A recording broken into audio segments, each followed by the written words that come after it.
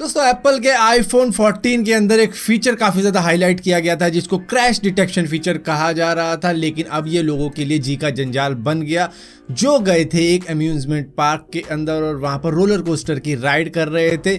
और ये उन रोलर कोस्टर राइडर्स को जिसके भी पास में आईफोन 14 था सभी को अलर्ट भेज डाला इमरजेंसी सर्विसेज को कि भैया यहाँ क्रैश हो चुका है, यहाँ एक्सीडेंट हो चुका है इन बंदों का, आ जाओ फटाफट। और वहाँ पर पुलिस आ के थक गई थी। दरअसल इस फ़ोन के अंदर जायरोस्कोपिक सेंसर का यूज़ किया गया और हाई जी एक्सेलेरोमीटर का यूज़ किया गया है जिससे कि ये डिटेक्ट कर लेता है कि हाँ कुछ तगड़ा इम्पैक्ट हुआ है और इसको क्रैश डिटेक्शन समझ लेता है। तो वही सारी चीज़ें हुई, इमरजेंसी नंबर्स पे कॉल गई और वो एक ऑडियो मैसेज भेजता है कि भैया यहाँ पर एक्सीडेंट हो चुका है तो आकर हेल्प करो। खैर इंडिया के अंदर तो इसका कोई भी फ़ायदा नहीं है, चाहे कितनी अलर्ट भेजता रहे, क्योंकि यहाँ तो सारा सिस्टम भगवान भरोसे चलता है। कॉल भी कर दोगे तो भी पता नहीं कितनी देर बाद आएंगे। लेकिन फिर भी अगर ये फीचर गलती से अलर्ट भेज देता है किसी को भी तो 20 सेकंड का वक्त मिलता है उसको डिसमिस करने के लिए कि भैया ये गलती से हो गया, तुम डिसमिस कर सकते हो। तो 20 सेकंड शायद काफ़ी नहीं है, एटलीस्ट 50 सेकंड का वक्त मिल जाना चाहिए जिससे कि शायद आसानी होगी।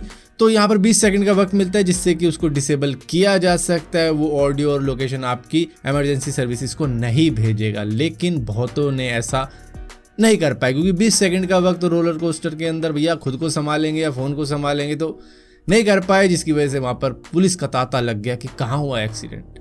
और यहाँ पर दोस्तों अगर हम एक्सीडेंट्स की बात कर रहे हैं तो चाइना के अंदर बस एक्सीडेंट्स को रोकने या कम करने के लिए अब वहाँ के बस ड्राइवर्स को एक रिस्ट बैंड बनाया जा रहा है जिससे कि उनको पूरी तरीके से वो ट्रैक कर पा रहे हैं। जो भी अथॉरिटी है वो उनको पूरी तरीके से ट्रैक करके रखती है, उनकी हेल्थ को ट्रैक करके रखती है कि हाँ भाई ये ड्राइवर बिल्कुल हेल्दी है, ठीक है, उनका heart rate, body temperature, respiratory system और SpO2 ये सारी चीज़ें ट्रैक करती है। और इसी के साथ साथ उनकी स्लीप को भी ट्रैक करती है कि ये बंदा बिल्कुल हेल्दी होना चाहिए, इसको कोई टेंशन, स्ट्रेस, इमोशन वगैरह नहीं होना चाहिए कि भैया दुखी है, किसी चीज़ को सोचने में लगाओ। तो वो सारी चीज़ों को रोकने के लिए इन्होंने ये पहनाया है कि भैया इससे हम अपने बस ड्राइवर की हेल्थ को ट्रैक कर पाएंगे।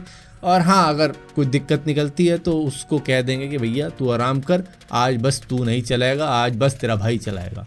दोस्तों जैसे कि मैंने आपको बताया था कि स्कैम करने के 1000 तरीके हैं ऑनलाइन। अब यहीं पर एक और स्कैम नया निकल कर आया है जहां पर आपको SMS आएगा कि आपकी इलेक्ट्रिसिटी कट कर दी जाएगी जल्द ही, क्योंकि आपने पिछले महीने का बिल भरा नहीं है या फिर अपडेट नहीं हुआ है बिल हमारे सिस्टम के अंदर।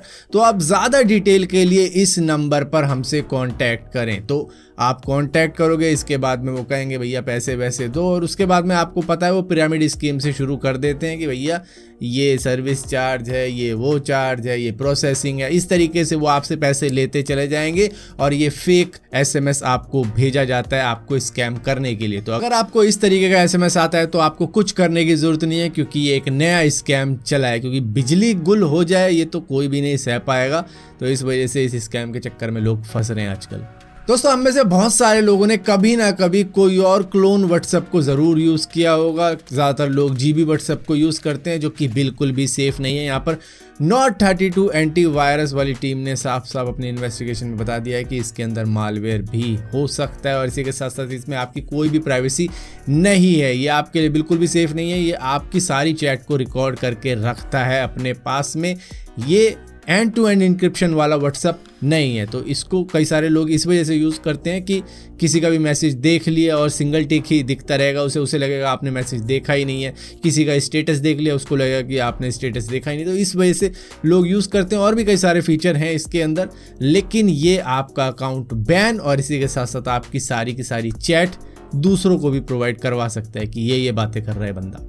दोस्तों चाइना ने डिस्प्ले किया है अपना एक ड्रोन जो कि एक रोबोटिक डॉग को भी लिफ्ट करवा के लेके जा सकता है। ये स्पॉट रोबोट नहीं है, ये है चाइना की डिस्टोपियन कंपनी का ही एक रोबोटिक डॉग जिसको ये ड्रोन कैरी करके लेके जा रहा है और वॉर फील्ड के अंदर इसको उतार देगा, जिसके बाद में ये डॉग के ऊपर जो मशीन गन लगी हुई है उससे अटैक भी कर सकता है इधर उधर। पता नहीं कितना सेफ रहेगा ये, मतलब ये एक रोबोटिक डॉग है, इसके पीछे से भी वार किया जा सकता है। और इसी के साथ साथ एक और बात है कि ड्रोन तो जो छोटे छोटे होते हैं वो भी इतनी ज़्यादा आवाज़ करते हैं, तो ये तो इतना बड़ा है, ये तो पूरा हंगामा ही मचा देगा। खैर देखने में तो अच्छे लग रहे हैं कि हाँ भाई ये कर सकते हैं, लेकिन वॉर फील्ड के अंदर क्या किया जा सकता है वो एक अलग सिनेरियो है।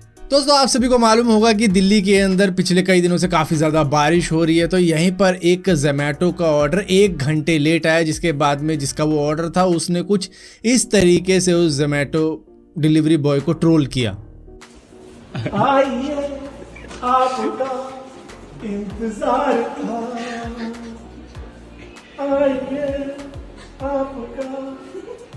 यहाँ पर वो बेसिकली उसकी आरती उतार रहा है, उसको मतलब गाना वाना गा के उसको ट्रोल कर रहा है। लेकिन उस बंदे को समझना चाहिए कि कितनी ज़्यादा बारिश हो रही है, कितना ज़्यादा ट्रैफिक है, तू घर में बैठा हुआ है आराम से, लेकिन बाहर से जो डिलीवरी करता हुआ सीढ़ी चढ़ के, पता नहीं कौन सी मंजिल पे तू रहता होगा, वहाँ तक तेरा ऑर्डर लेके आ रहा है और तू उसको इस तरीके से ट्रोल कर रहा है। भाई इतना ही वो है, जल्दबाजी थी तो खुद जाके ले आता ऑर्डर। ट्रैफिक कितना ज़्यादा हो रहा है और ऑलरेडी जोमेटो ये भी कहता है कि भैया लेट हो सकता है ऑर्डर, क्योंकि बारिश हो रही है और ऊपर से ट्रैफिक जाम बारिश की वजह से हो ही जाता है।